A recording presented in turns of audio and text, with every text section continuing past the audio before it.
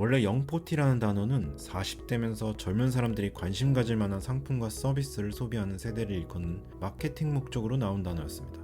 그러나 직장처럼 여러 세대가 함께 모이는 사회그룹에서 많은 40대들이 자기 나이보다 젊은 척 과도하게 애쓰는 한편 툭하면 자기보다 나이 어린 사람들을 가르치는 꼰대 같은 모습을 보이면서 영포티란 단어에 조롱의 의미가 입혀지게 되었죠. 2030 세대가 보기에 영포티들은 쉽게 원하는 것을 얻은 주제에 자꾸만 어린 세대에게 결혼 출산을 해야 한다거나 부동산은 영끌해야 한다고 주장하고, 그러면서 외적으로는 나이보다 젊어 보이기 위해 피부 관리든 패션이든 부질없는 노력을 하고 있죠. 정치적 관념에 있어서도 말과 행동 어딘가에 모순이 가득하고 자기보다 윗세대에겐 비판적이면서 아랫세대에겐 바로 그 윗세대의 모습을 그대로 보여주기도 하죠. 영포티들은 대체 왜 이러는 걸까요? 그런데 사실 지금의 40대, 즉 영포티라 조롱받는 세대는 알고 보면 분명 많은 것을 얻었지만 한편으로 무척이나 큰 공허감을 느끼는 세대라고 할 수도 있습니다. 한마디로 젊은 시절 꿈꿨던 인생, 40대가 되면 자기들이 얻을 수 있으리라 기대했던 정신적인 만족감과 충족감은 전혀 얻지 못한 채 껍데기만 잔뜩 얻게 된 세대고, 여기서 느끼는 공허함과 허전함을 애써 젊어 보이려고 하는 퇴행적인 모습으로 드러내고 있는 중이라고 할 수 있죠. 우선 지금의 40대는 청소년기와 청년 시절에 IMF를 겪은 세대이자 한국의 전통적인 가부장적이고 공동체주의적 문화가 여전히 지배적이었던 시기에 인생관이 자리 잡힌 세대입니다. 남자와 여자 모두 스스로의 힘으로 벌어서 모든 것을 일궈내야 한다는 압박, 안정적인 직업을 잡아야 한다는 강박 속에서 학창시절과 젊은 시절을 보냈죠. 자연스럽게 개개인의 적성이나 가치관을 어느 정도 포기하면서라도 반드시 안정적인 직업을 가져야 한다는 의식이 퍼져 있었습니다. 결혼이랑 출산은 사실상 의무고 늦어도 30대 언저리에선 반드시 해야 한다는 강박도 함께 있었고요. 실제로 아주 만족스럽거나 마음이 막 끌리지 않는데도 나이에 쫓겨 불안한 마음에 혼인 정년기 나이에 사귀던 사람과 그냥 의무처럼 결혼한 사람, 의무처럼 아이를 낳은 사람들이 많은 세대이기도 합니다. 사회생활에서는 공동체주의적이고 폭력적인 권위주의적 직장 문화를 이를 악물고 버틴 마지막 세대이기도 하죠. 누구를 위해? 가족을 위해서.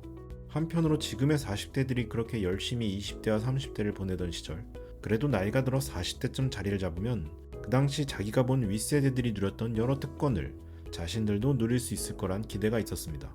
즉, 아이가 자라면 엄마 아빠는 공경을 받고 집안의 어른으로 행세하고, 직장에서 높은 자리에 오르면 아래 직급에게 나름의 권위와 권력을 행사할 수 있을 거란 기대도 함께 갖고 있었죠. 가부장적이고 공동체주의적 문화가 지금은 비판을 많이 받지만 40대들이 어리고 젊었던 그 시절에는 나름 한국 사회를 안정화시키고 개인에게 삶의 뚜렷한 목적을 부여하는 기능도 함께 갖고 있었습니다. 그 시절에는 돈보다 추구할 수 있는 많은 다양한 가치들이 있었고, 특히 가정에서 부모로서 받는 존경, 직장에서 자신에게 주어지는 권한과 권력, 주위로부터의 인정, 자신이 속한 여러 공동체 및 조직의 맥락 속에서 역할을 인정받는 느낌은 그 시절에 많은 한국인들이 공유하던 매우 중요한 삶의 가치 중 하나였습니다.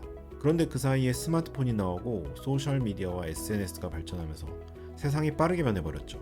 우연히 경제활동을 열심히 하던 시기랑 잘 맞아서 부동산을 비롯해서 자산 축적에는 성공했는데요.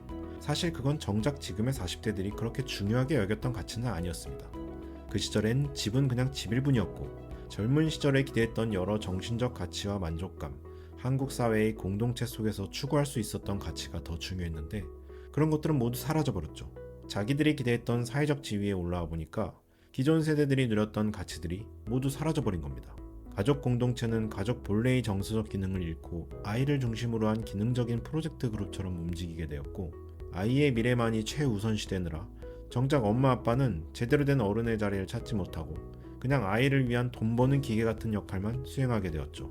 직장에서 나름의 자리를 잡는 데는 성공했지만 과거 선배들이 그 자리에 올라 누렸던 주위로부터의 존경과 직장 공동체라는 맥락에서의 인정 같은 건 사라져 있었습니다.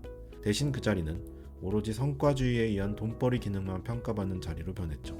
아래의 2030 세대는 결혼과 출산을 옵션으로 생각하고 있는데, 이것은 한마디로 자신이 만족스럽고 여유로운 상황에서만 결혼과 출산을 하게 되었다는 의미입니다.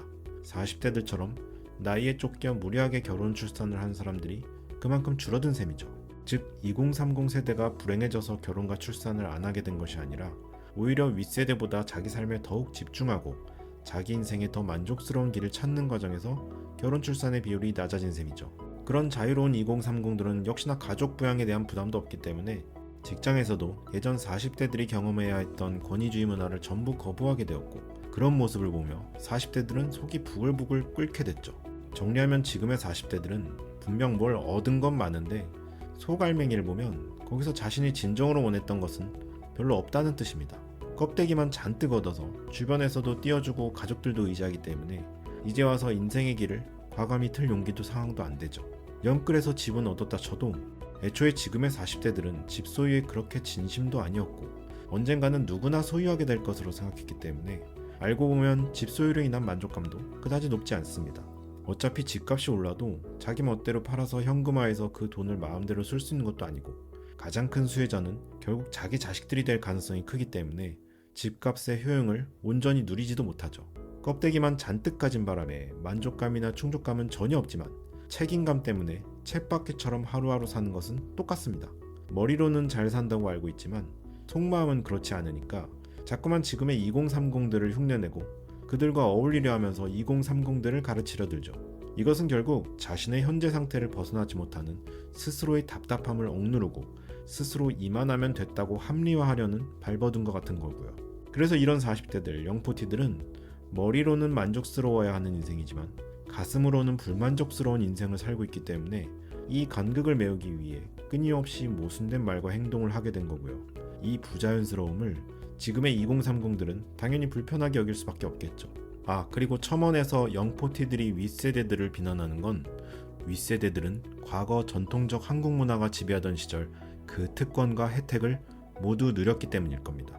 알고 보면 영포티들은 지금 현재 한국 사회에서 가장 공허한 세대일지 모릅니다. 하지만 영포티들에게는 그래도 희망이 많은데 그만큼 경제력과 가능성이 있기 때문이죠. 스스로 의지만 갖고 마음만 바꿔먹으면 그런 모순된 상황을 얼마든지 벗어날 수 있다는 뜻이고요.